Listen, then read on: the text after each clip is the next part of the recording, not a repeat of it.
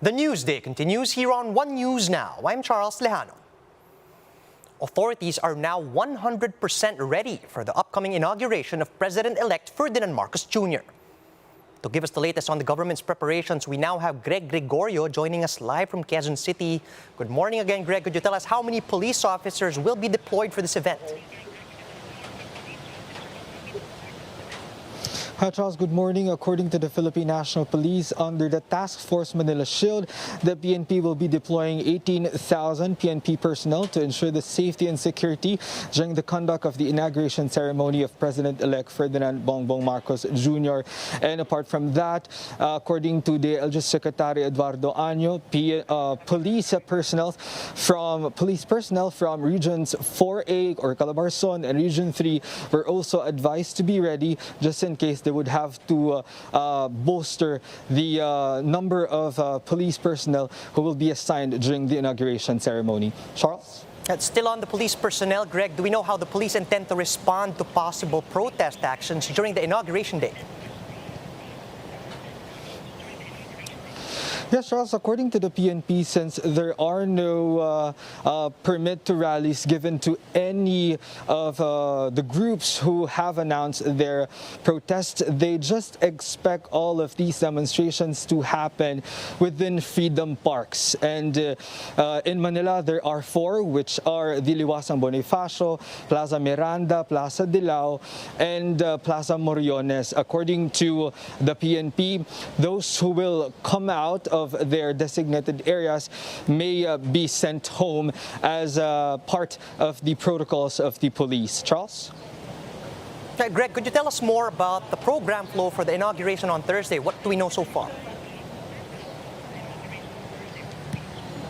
Yes, Charles, according to Secretary Eduardo Año, after the singing of the national anthem, the program will start with the military and the civic parade. Then that will be followed by the inauguration ceremony, then the oath-taking of President-elect Ferdinand Bongbong Marcos, because as per the Constitution, his 6-year term will start by noon of June 30. Charles? Greg, what are some of the reminders from authorities for those who wish to attend the oath-coming of incoming President Bongbong Marcos? Yes, Charles, according to Secretary Eduardo Año, those who wish to attend the inauguration ceremony, there will be designated areas for the public who would want to witness the event. This includes the golf course at the Intramuros or within the vicinity of the Intramuros. And according to Año, those who would want to witness the event must be vaccinated or fully vaccinated with booster, and they should not bring any unnecessary things like bags or even big luggages, because this will not be allowed within the vicinity, for they will be allowed to witness the event. As for those dignitaries or VIPs, according to Año, there will be a screening area for them, which is the PICC, and they will undergo antigen tests before they will be ferried, or before they will be carried, or they will be brought to the inauguration venue, which is the National Museum. Charles? Right. Are there any other updates, Greg, as regards the preparations for the event? Yes, Charles, in a separate press statement by the Preparations Committee, actress, singer, and host Tony Gonzaga will be singing the national anthem. Aside from that, Chris Villonco will be singing the inauguration song. And according to the Metro Manila Development Authority, we are local executives of the cities and municipalities within NCR are still discussing amongst their sanggunian if they will also be declaring June 30 as holiday, as similar to the LGU of Manila. Charles? Thanks for that, Greg. That was Greg Gregorio reporting live from Quezon City. Hospital associations are flagging an increase in the number of Filipino healthcare workers who are choosing to go abroad in light of the low salary levels in the Philippines. Philippine Hospital Association Vice President Dr. Bu Castro says a deployment ban is not the solution. which is why the incoming administration must think of ways to convince our health workers to stay in the country. Sana nga, makahanap ng parahan upang hindi na makaalis sila. At syempre, unang-una dyan yung kanilang sweldo. At syempre, kung sasabihin mo rin naman sa maliliit na hospital, hindi naman nila kayang itaas ang sweldo hanggat hindi rin naman na itataas ang kanilang income. So, palagay ko, malaking challenge to sa bago nating administration. For the Private Hospitals Association of the Philippines, the government should provide subsidies to small hospitals, as several medical groups appeal for equal salary grades for both public and private nurses. Dapat siguro the government should provide a little, a subsidy to these small hospitals. So to the hospitals, just so that the salaries of our nurses are medyo ma-augment at ma-increase po natin. Nang sa ganun po ay hindi na po sila magbalak na lumayas o umalis dito sa atin sa Pilipinas. We'll be back with more stories after a quick break. Keep it here on One News.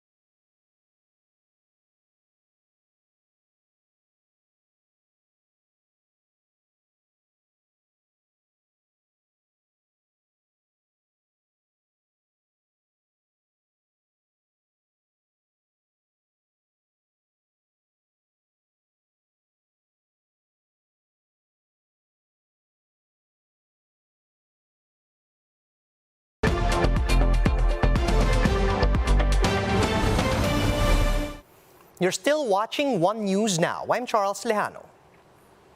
4 trans women were almost barred from attending their own senior high school graduation rites. That's after their schools told them not to show up with long hair and dresses. Let's find out what happened in this report from Camille Samonte. Senior high students of the Muntinlupa High School graduated on Monday. Among the graduates are transgender women Ray and Candy, who are both honor students, but they almost missed the chance to attend their own graduation rites after the school initially barred them from wearing dresses. I-file an appeal po para po magkaroon po kami ng karapatang magsuot ng dress. And sabi po nila, like, makapag-dress lang po kami kapag nabigyan po namin sila ng legal basis po. Like, policies po ng DepEd na pwede po kami payagan mag-dress. It's not about the dress code naman. It's about it's about who we are as a person, and also hindi naman kami nag-aas ng sobra-sobra. Gusto lang namin ng acceptance, not just tolerated. Jade also experienced discrimination from her school when she was prohibited to march because of her long hair. Her teacher told her that the ceremony is a formal event and everyone must follow the dress code. Sobrang traumatized po yun. At sabihin po ng iba, nag-i-inarte lang po kami, nag-i-emote-emote lang kami, ang arte-arte namin. Pero hindi po eh. Kumbaga parang dito po talaga kami kumukuha ng confidence humarap sa tao araw-araw. When Miss Trans Global 2020 Mela Habihan heard their stories, she surprised the 4 students with a graduation photo shoot where they could freely express themselves. Habihan said it's unacceptable to rob any student of opportunity to attend the graduation ceremony just because of how they dress.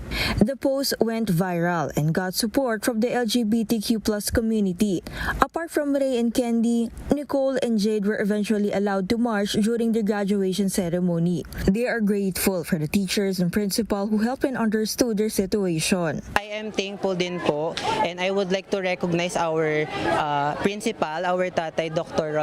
Antonio B. Rocha, for allowing us to wear the clothes that best represent our identity.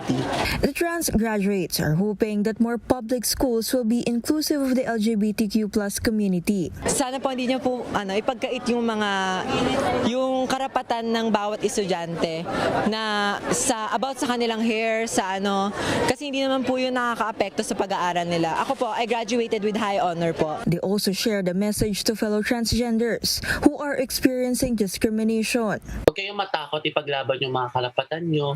Tsaka huwag kayong mahiyang ilugay yung buhok nyo. Huwag kayong magpapadikta sa mga tao kung anong dapat, anong tama at mali sa'yo, kasi mas alam mo sa sarili mo na walang masama sa pagiging ikaw. Because of this experience, the senior high graduates are calling for the passage of sexual orientation and gender identity expression, or SOGI bill. The law aims to protect members of the LGBTQ+ community from discrimination. For News 5, Camille Samonte, We Are One News. Nowadays, we just might take on every opportunity to save on cash. This store in Quezon City might just be a good option to do just that, as they allow customers to buy by the gram. Mobile journalist Julie Baiza gives us a tour of this special store. With almost everything getting more expensive by the day, consumers are now finding ways to save even just a few cents. Luckily for the residents of Maginhawa Street in Quezon City, a store is allowing them to buy by the grams. They have just a store to bring in this kind of convenience. And to further save off on cost, this Takal-takal store is just into sustainability as they promote recycling and reusing plastic containers. Ang laking bagay na binabayaran mo sa mga binibili mong essentials ay yung packaging. Especially kung nasa mga gallons or nasa mga bote. So, ang laki nang nadadagdag doon. So, here, if you bring your own containers, which you are encouraged to do so, no? If you bring your own containers, yung content lang yung babayaran mo and by the gram pa talaga. This means that for the likes of Jenny, she only has to get what she needs. Like in this case, 399 grams of salt only for 16 pesos. I also like kasi the idea that to refill already the containers that we have. Along with cooking ingredients, cleaning supplies are also available in the Takal-takal store. Halimbawa dito mga kapatid sa dishwashing liquid, makukumpara mo siya sa quality ng leading brand. For 735 ml, 66.15 siya. Upon checking sa other brand, nasa around 150 pesos na yung ganito kalaki. In our comparison, we found out that some products are even 50% cheaper than leading brands. But worry not, as brands and even the expiration dates are also displayed for the comfort of consumers. As for food products, the Takal-takal store made sure it's all FDA approved. While products here are still limited, the store makes sure that what they offer is good for the people, the planet, and especially the pocket. Mobile journalist Julie Baiza, We Are One News. And those are the top stories at this hour. Join us later at 2 p.m. as we continue to monitor the day's biggest stories. You can also catch One News on Signal Play. Just register for a free account at www.signalplay.com so you can stream One News live anytime and anywhere. I'm Charles Lejano. Mask on, wash hands, and stay safe, Philippines. We are One News.